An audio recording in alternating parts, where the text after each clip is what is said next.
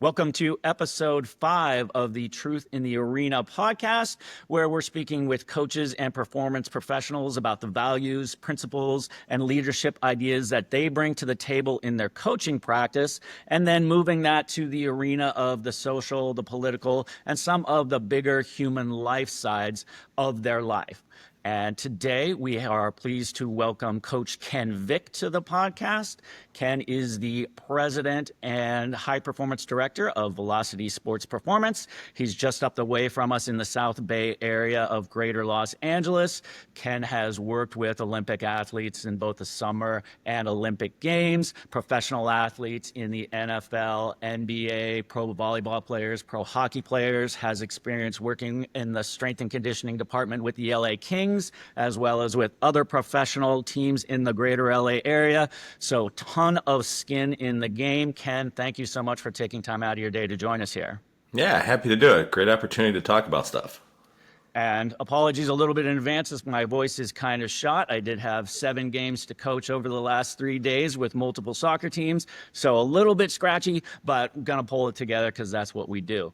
And to that end, what we do is something that we do because of passion and what we do because of reasons that are not simply we want to get a paycheck or we like to see athletes go a certain place. Usually there's an intrinsic motivation, and we like to see if we can instill certain life skills, certain values, certain things that are going to help our athletes in the greater big picture of our life.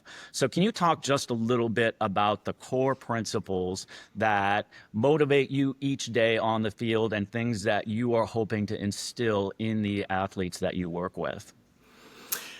Yeah, I think for me, sport has a couple different levels, sport and training. This is something that I think can inspire us as humans.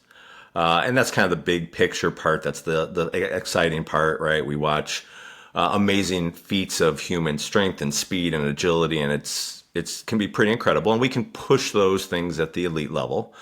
I think more inspiring is when we get around to seeing what happens for people to get there, what they go through, what they overcome. You know, we get to an Olympic cycle and you have all the background stories on athletes, and that's what people want. That's what they're excited by. And I think because we can all relate to challenges, having goals, overcoming. So the inspiration's there, right?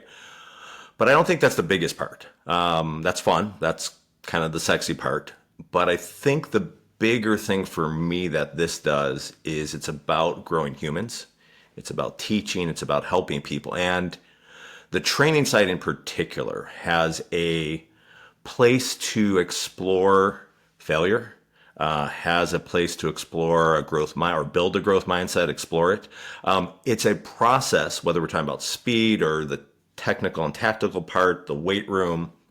It's a place for somebody to put in effort, to feel what that's like when it gets hard. You can get uncomfortable. You can get scared. Things are supposed to be challenging, but it's a relatively safe place to do that. Hopefully, people are coaching well, but it's a place you can fail, or it should be a place you can fail. Right. And that gives us a chance to do something that's real, that's very human, and build the skill of discomfort, effort, overcoming a growth mindset.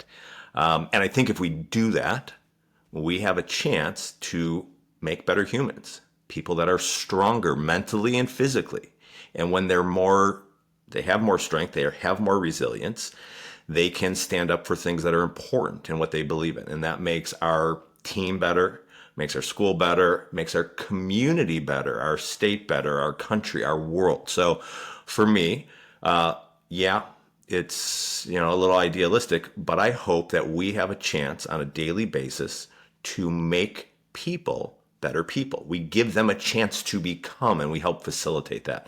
So for me, I did not end up in a field where I am going to make policy affecting major things. I'm not saving lives as a doctor, but I believe, and I've seen the things for me that make it worthwhile, I get to make the world a better place every day I do this. That's fantastic. And you talk about a couple of those things in terms of developing human beings who have a growth mindset, developing human beings who are willing to say, this is important to me and this is something I'm going to stand up for. So, shifting a little bit from the athletes that you work with and flipping that question somewhat, how do those same elements inform your decisions about the political leaders and the social issues that matter to you, and what qualities do you expect out of that type of leadership at the community, state, national level? Yeah, I mean, I think there's some things I reflect on all the time. Obviously, life, and then as you're taking from your professional life, you take it into the broader piece. Things I see. All those big things are no different. They're not. Everybody's humans. And as you go through life long enough, you go through any profession, you deal with other professionals long enough. There's great people in professions and there's shitty people in professions. There's some people who really care and there's others who are just punching the clock. And it's no different on any of these different levels. In sports, there are people who are out, they're on a power trip, right? They're trying to dominate or take power in a team setting, in an organization setting, and that's in business. It's also in our communities and politics. So I think the human lessons are what kind of translate for me. A couple things that tend to resonate that I look at in sport and then I see out there are, can people build the skill to actually have principles and values and recognize what those are? So when I'm in a sports setting, a good athlete, an athlete that's going to go through something and get that gold medal, a team that's going to succeed and succeed over time. Those people on those teams, they have values. They have core principles and they have values. And you can disagree on which one, but they do. They have them, they know them, and they act on them. And I think for me, that's probably one of the biggest things that I've seen. It works in sport. And I think we're missing in the world. And I'll also say, I've seen enough cases of it in sport when it's missing. And no matter how great the athletes are, no matter how much money you spend, there's a lot of things that can happen. And you might have a moment of success, but sustained success without principles and shared values and people making decisions and acting on them. I have not seen somebody continue to be successful in sport without those. And I think for me, that reflects to what I think we all want and what we need. I don't know if we all want it, but we all need it. And I think it's key to lots of things moving forward. Absolutely. And then one of the key takeaways out of that is finding things that are sustainable, and values are a thing that are sustainable. And in the lead up to this conversation, one of the things that we've talked about is something that's unsustainable, which is absolutist kind of thinking. And we've talked about how that involves the really elevating of a closely held belief to a higher level than it needs to be, while demonizing the opposing belief to a level that it does not need to be demonized to. And in the performance world, we see it all the time online, whether it's debates about Olympic lifting or debates about Nordics or debates about steady state conditioning. And then we see the exact same things happening on the culture war level, whether it's a debate about diversity or a debate about foreign aid or a debate about religion in school. And these things turn, instead of a discussion that's sustainable, into trench warfare, where you have two enemy sides going at each other, and that's destructive. One side wins, one side loses, it's zero sum. And one of the things that in the leadership realm is you need to be a community builder and you need to be a bridge builder, not a destructor. So do you see any ways that you can advise your peers in the coaching field and other people in the community in terms of how to have more of that coalition and building mindset that you've talked about versus the gotta win this one battle mindset?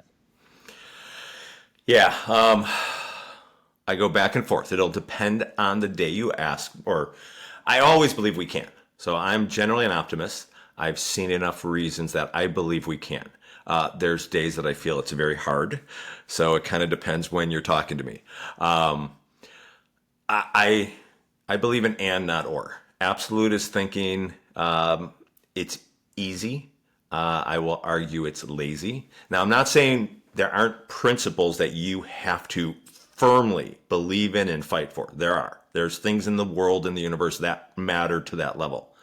The challenge is keeping a perspective of which things those are. And so, let's go back to sport for a second. Years ago, I was working in a gym. I was training everything from little kids through pro athletes at this place privately.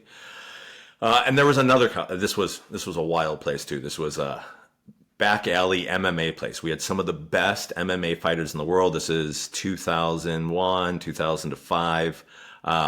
Early days of UFC. Amazing fighters from around the world. So really cool. But you entered through a back alley. There was no name on the door. It looked a little sketchy. It was awesome. But another coach was there, and he was a guy that played in the NFL, became a coach, didn't play for long. Good guy. I hated his training. I didn't like the things he used as methods, right? The exercises, the way he approached. I didn't like that. But here's the thing. I didn't hate on him at all. He, first of all, cared about his athletes. He was asking questions. He was thinking. He was studying. He was putting a full effort into it. He coached well. I just hated his methods. But I didn't hate him. He was a good person. He had values that aligned with mine on the big picture. Yeah, so we disagreed on exercises. Who cares? I can still have a beer with the guy and we can debate some of it, and others we just don't have to worry about. So I think for me, that was one of those real living examples that you got to understand which things are important. I think it was, I forgot who it was I got it from. There was something I saw years ago, a graphic that had a hierarchy of success. And it resonated with me and has driven a lot of things for me. And at the bottom of this pyramid or this iceberg under the water, you have your first principles. Then on top of that, you have your approach, your strategies, your tactics, and finally your methods and execution. And they're a really tiny piece up at the top. But like you said, in performance, we tend to argue about those endlessly. This exercise versus that, what kind of density, whatever. Small piece. The stuff that's going to make a difference is at the bottom. It's in the base of that pyramid. It's the stuff underwater in that classic iceberg analogy that the big things are underwater. And that's your principle. So for me, look, having principles, I said absolutist is easy. In some ways it is easier because you don't have to consider something different, right? But in other ways, once you get there, I think having first principles is easier. Because I have a way to make decisions. When something comes up that's controversial, and I've run lots of businesses, been on team, like when something that comes up that you have to settle something, you have to make a decision. When you have a principle, you know how to fall back and make the decision. What drives the principle? And it makes it easier I'm thinking my businesses right now, but the people that work for me, if we all know our principles, they can make decisions. Things go so much better. So, my thoughts and my hopes are that we can get better at doing that as a whole in the profession, in life, in the world. I think it makes things easier. So how do you do that? You asked me, I talked around all this stuff. How can you do that? I think the most important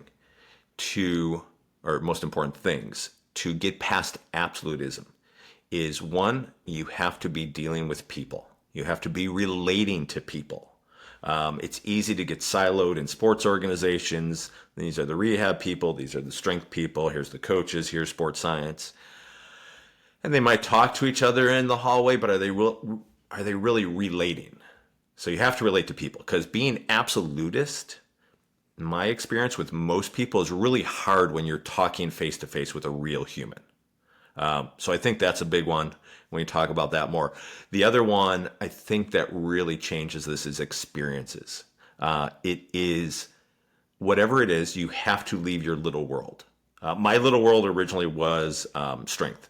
I came from a strength background. I was a weightlifting coach, coached Olympic lifters from kids to the Olympic level.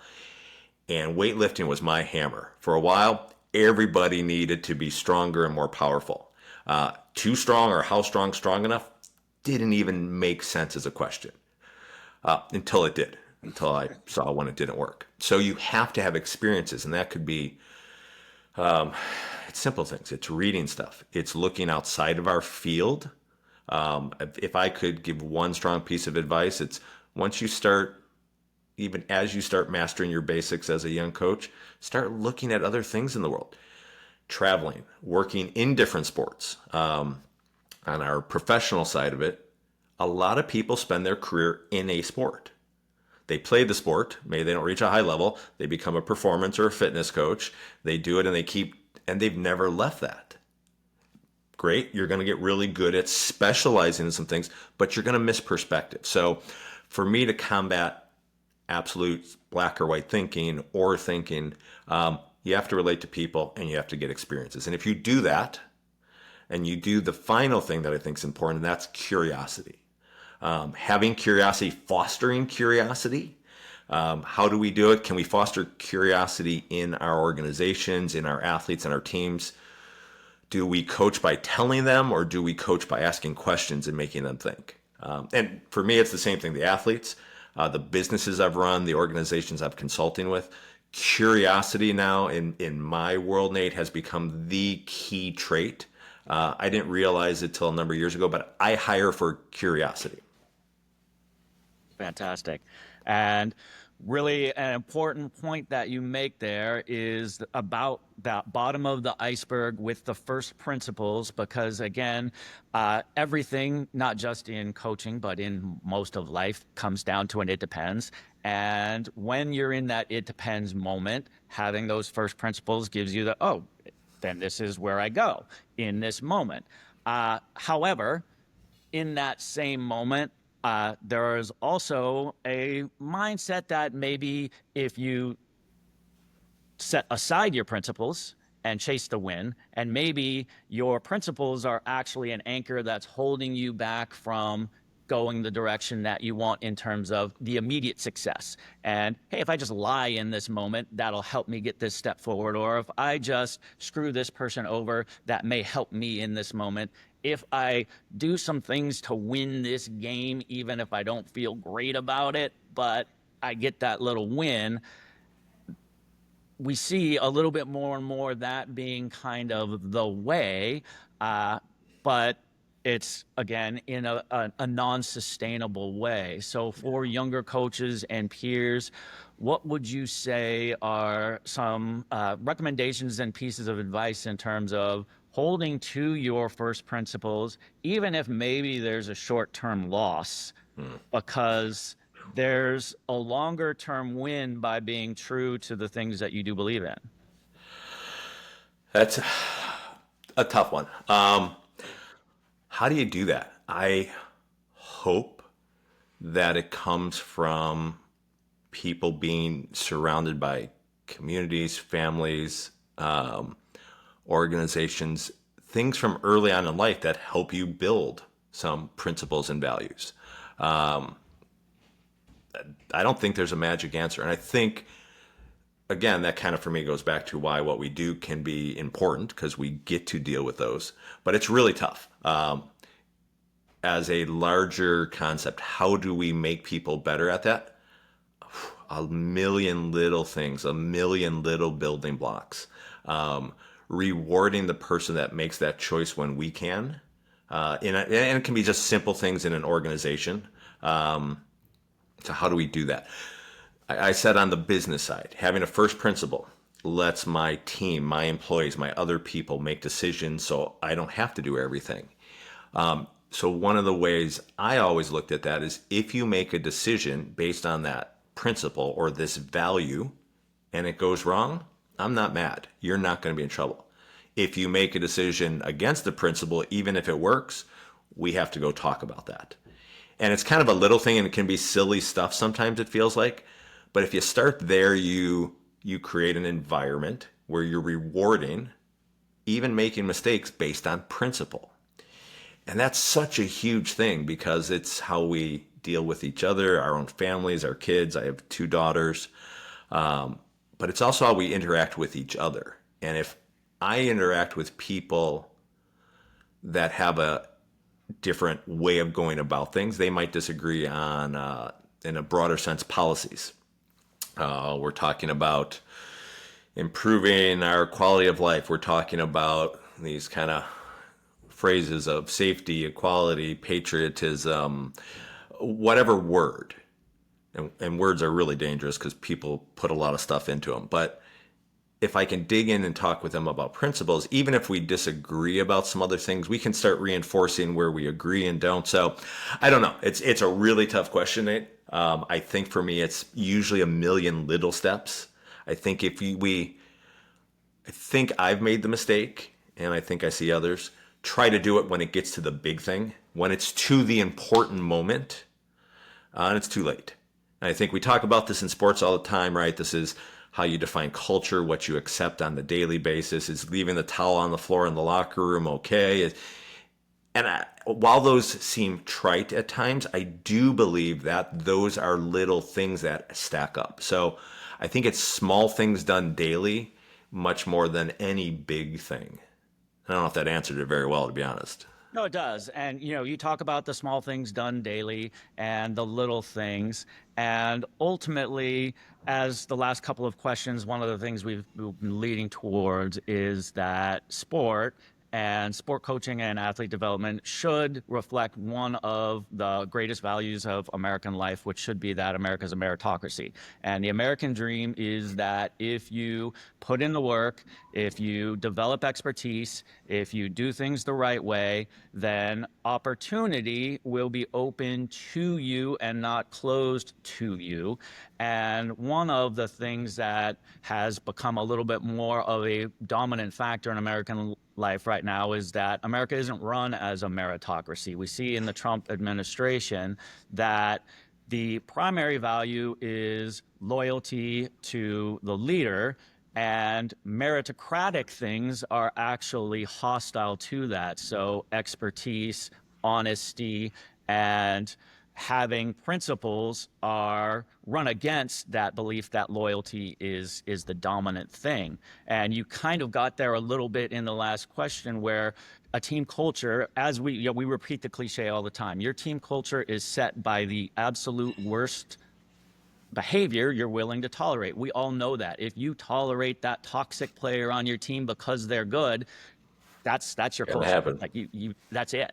And within our American culture now, we're being asked to tolerate a massive level of corruption, a massive level of self-dealing, a massive level of lack of expertise. And from this coaching side, where we speak to these values, is there a way that you see that we can also use that same platform that we have to insist that our political leadership has these same values that we talk about every single day? Woo! Yeah, I do. I think we have some very big things to change to get there. Look, I think the rest of my life is going to have a lot of interesting challenges, and I look at it from a perspective. I'm a grandfather now. I have a 1-year-old grandson, and that just adds to that perspective of how you're thinking about these things. So can it help that we actually have something built on that? Yeah, I think so. These aren't new problems. Right. And I think this kind of, for me, as I've looked at it over the years now, it resonates for me that this is the death by a million cuts. We're just at the point it's out in the open. We have allowed things to slip. And it's interesting because I'm very mixed in views in general. Some things you would probably consider me very conservative. Others are very liberal. It depends. So I have a mix of different views. But I've generally not been somebody that wants to be like, okay, we have to keep all these formal, strict etiquettes and ways of doing things. I'm open to new ideas and doing things differently and more progressive stuff. But then I also look back, and the progressive part of me conflicts with the part going, well, sometimes we need to bring back some of those norms in a different way, and not to stifle people, not to stop disagreement or ideas or creativity, but because there's some things that shouldn't be acceptable for any of us. And we've let that keep sliding so far. Look, Our current Trump administration, that's a fucking shit show that is. Sorry, but that's what it is. But that's not unique. We can't give him all the credit or the blame. In fact, you can ask my daughters, one of our things, our core principles we talk about is all it takes for evil to succeed is for good people to do nothing. And that is a cornerstone of my belief. It's something that we talk about in our family. This is a lot of stuff. Look, I was a Republican in registration for a lot of years, voted different ways. But it's not in any way unique to just one party or another. Just one's the Republican Party. I don't know what the party is now, so whatever that is. But it's not unique in our political environment. There are people who are taking advantage of things to get power for themselves. And that's power, that's money, and it's power to influence lives and do the things they want. And it's been going on for a long time. So for me, I guess it's starting to sound like a theme, but something that is important to me is the little things every day. And that's conversations around these things. You don't have to hate the person that you might disagree with talking about things, but there's things that you have to say, oh, but wait. And there's the real overt ones that are more obvious, like, okay, that's racism. You're just an asshole stealing from people. Like those things come up. I mean, been in the business dinners and places where you're like, oh shit. So those are easy, but it's also the little borderline ones. Like you talked about being a meritocracy. I believe that is one of the values we have. And I believe it's one of the values most people would say is American. And at the same time, I can hold two thoughts. I can say, yeah, we have this and we fail at it sometimes. Okay, so let's keep going through this. Let's keep working on it, but not having the conversation. So not standing up and saying, no, that's not okay. Not doing the little things when it gets uncomfortable and you know something's a little bit off. And should I say something? Should I step up? I'm a person that believes in people have a lot of liberty in their own rights. So I'm not naturally inclined to butt into every conversation. But I've also found for me now, I need to engage a little bit more on some of these things because it's all over the place. And I have a role as a person in this country, as a person in my community, as a father, that I need to step up and say some stuff. So I don't even remember what we're talking about or what you asked, Nate, but yeah, I think it's a lot of little things, but I don't even remember what the question was. No, you got your way there. And Somewhere. one of the important things that came out of that last answer is that very, very simple concept of all it takes for evil to succeed is for good people to say and do nothing. And in the coaching world, we can look online, whether it's on Instagram or on Twitter or on blog posts, and we can see 100 articles on leadership and how to be a leader in your sports team and how to be comfortable getting uncomfortable and all of these things, and not one time see anybody actually engaging with something that's occurring at the community, state, or national level. So there's all of this talk about leadership that's completely divorced from leadership that actually has a greater material impact on our life, on our kids' futures, on our grandchildren's futures.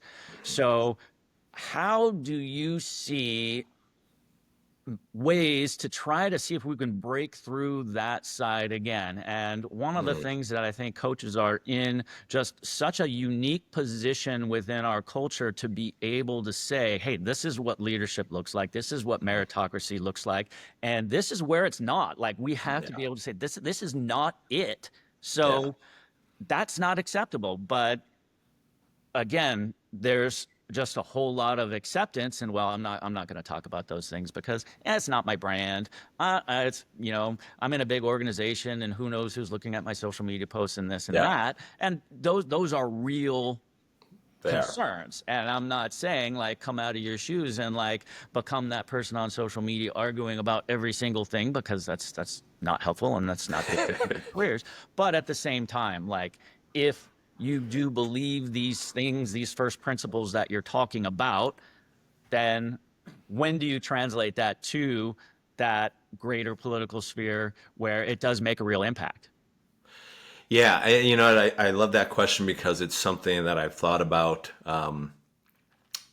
A lot of my career's been in business, and so this is something that you're going to face going through business. And then we were doing business in China. My company, I got the opportunity, and we started working in 2012. Worked in China up to the Rio Olympics and some stuff after, and we saw a big change in the Chinese culture and government and how they were handling things. But it always builds in a question of conflict. What do I say? What do I not say? And I think there's things I've found over years that I'm okay on certain disagreeing things, not saying stuff. But yeah, I've had real experiences about, do I say or not say real things? Do we bribe that or do we not bribe that? And I've lost millions of dollars over it, Nate. I mean, it's been a real choice. This isn't like a theoretical thing for me anymore. I've made decisions that cost me a lot of money at times, and they were freaking hard, man. And there's days that you go backwards and you go, "Fuck, was that the right decision? Should I have done it that way? Was it that important?" And I think right now I feel good because I think it was that important. But oh man, it's a lot. Oh my goodness, I am really off this morning. So I'm too much rambling now. The question, The meat help of me the frame it last again. question was like seeing if there are ways we can encourage our Yeah, peers or younger yeah, coaches to, like, if you're yeah. talking leadership in your as part of your brand, Right. can you also talk leadership as your Yeah. role as a human and as a citizen?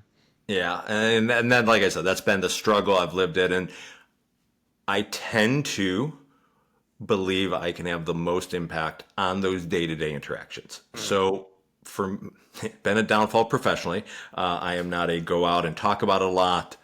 There's a whole lot of people in our profession that have no idea who I am or what I've been doing because I don't do that. I'm more of the people around me I'm going to talk to. Um, I don't think that's good enough. People are one, they're told to stay in their lane. They're told, you know, you don't know about that, just be quiet about it. And there's consequences. But what's the alternative? Let the people that talk the loudest take charge of everything? I mean, that's what's the alternative? Like, okay, I'm going to hope it works out right for me. For some people, that is what they're going with. But man, that's a really risky proposition that you just hope it's going to go right. You just hope it's going to be good people that speak up. And I feel today we have a lot of cases where over the last, decade gone, oh shit, those people aren't stepping up. Our lack of leadership in our American arena right now is insane. And this is Republican, Democratic, all of it. The lack of leadership is freaking horrendous. So again, you have to self-reflect and go, what if I don't speak up? What's going to happen? So yeah, I think it's worthwhile. You have to go at it your own personal way. And yeah, there's real choices. There are some things. So if you have some principles, and hopefully you're developing them when you're early in your career and life and you're building this, you'll have an easier time when you have to do it.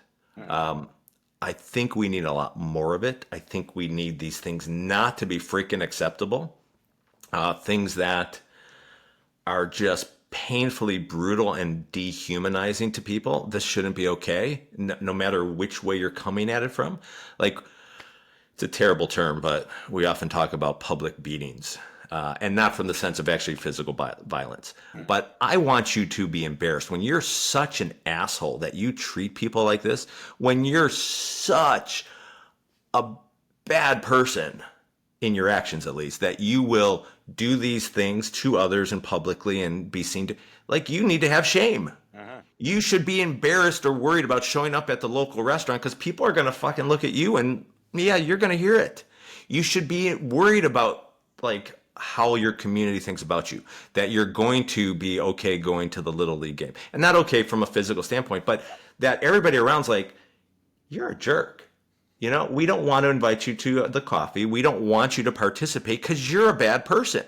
And again, like everything, pendulum swings too far. So we take that and we overdo it at times.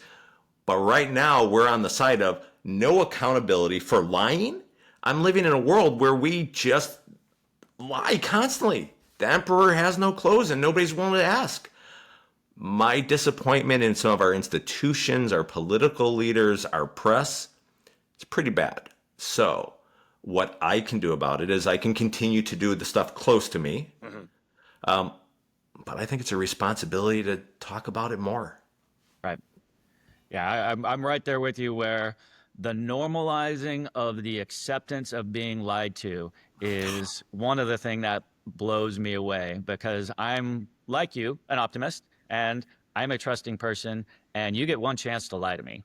And as soon as I know that you're lying to me, it's on. Like, that's it. But we've kind of normalized being lied to, and we've normalized again like the shamelessness as a superpower.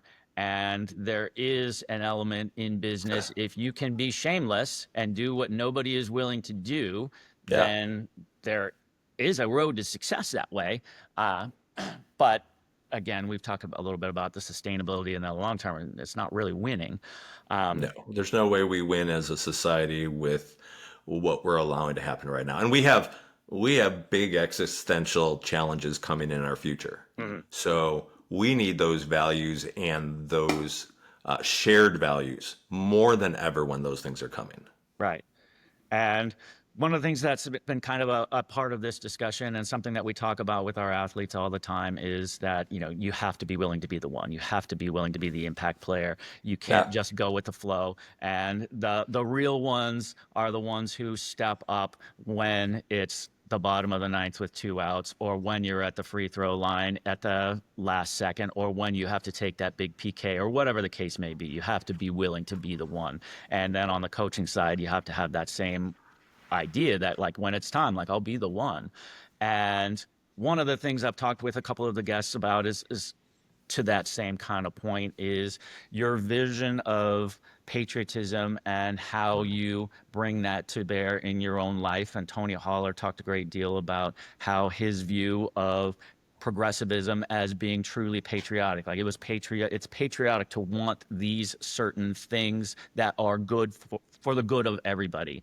And then in the last episode, Scott Charland was very, very clear about his view of patriotism being very similar to his view of coaching, where he cares enough about an athlete to be the one to tell them, you are not getting it done right now. Like, this is the expectation, and here's where you are, and you gotta be better. And he does the same with his community, state, country. Like, hey, this is the level, and this is where you are, and this is my expectation. So for you, would you describe as your view of patriotism and your view of just continuing forward as a citizen within that view, that patriotic view of the country? Yeah, I think patriotism, we have to go back to what it really means. It's about being willing to fight for a certain set of shared values. And so right now that term's become a lot about the fight part of it for some people without really thinking about shared values or what they are. So one, we have to have shared values, and what are those values? And so for me, the things that I was raised and I saw and I felt and have been reinforced by traveling around the world, what are American values? What am I? I'm willing to fight for them. Okay, that's being patriotic. And fight means stand up and say it. Fight means show up and vote. Fight means go outside and grab my gun if it came to that. Those are the extremes. I'm hoping to not do a whole bunch of those. But that's patriotism. You're willing to fight for the really important values. What do I think are the important values? I think being a meritocracy. We're not perfect at it. It is a goal. It is something we continually strive for and get better at, but we have to be a land of opportunity. That's something I was raised on. And that's something you still hear or have heard resonate around the world. People see the U.S. as a place of opportunity. Again, we don't always get it right. A whole lot of other stuff we could talk about that way. But it is about creating opportunity for people who are willing to do it. We are a place that's based on risk. We're nuts. We have people that came here from all over the world and gave up everything for opportunity. Not all good, but mostly. Okay? We still are that today. The people that I think sometimes are the most American in value are the people who today are leaving countries and places that are dangerous, that they can't take care of their family, and they're willing to travel and risk going somewhere that'll give them a chance. Holy shit, that's American. That's it. So I think those are values for me that we're creating, that we are striving to make a better place in the long arc of history, that we can do that. These waves of hate, these waves of fear, these things are all driven by fear, have happened before. We're just in the middle of one. We're living in one. So we have to do something about it. So I think that's patriotic. Patriotic's not sticking for just one way and saying this is the only thing. It's not just one people. It's not a certain culture of people. This is really cool what we have. And, there's lots of quotes and sayings about it, but it's really fragile. So right now it's a time that we have to do that. So being patriotic is willing to talk about these things. Being patriotic is also willing to engage people you disagree with and just pause and listen. There's a time where it's too far, but there's also being patriotic means that it's all of those pieces. So I hope we can build athletes that are physically and mentally strong. We instill some values along the way, although we're a small part of it, but hopefully we're a really good one because we can be powerful. Sport has a chance to do that. It should be meritocracy. Somebody who can contribute gets to be part of it. And it's a little thing, but I'm pretty hopeful. I see that as patriotic every day. Awesome. Yeah, I appreciate that, like that ending moment of hope, because hope and positivity are the things that are going to be necessary to carry Yeah. things through to the next stage of what occurs for us all as citizens and as a country. And for me, genuinely appreciate you being willing to come on and talk it like you walk it, and demonstrate for all of us else in the field that you have to be willing to have some uncomfortable conversations. You have to be willing to step up and say, all right, this is when I'm going to talk about things. This is where I'm going to draw some lines, but also this is where lines don't need to be drawn, and where we can just, Yeah. like, we can agree and or disagree, and it's okay, and it doesn't all have to be zero sum. So again, Ken, thank you so much for coming on the show No, today, thanks and for having we'll me and thanks for doing it. all right, and thank you.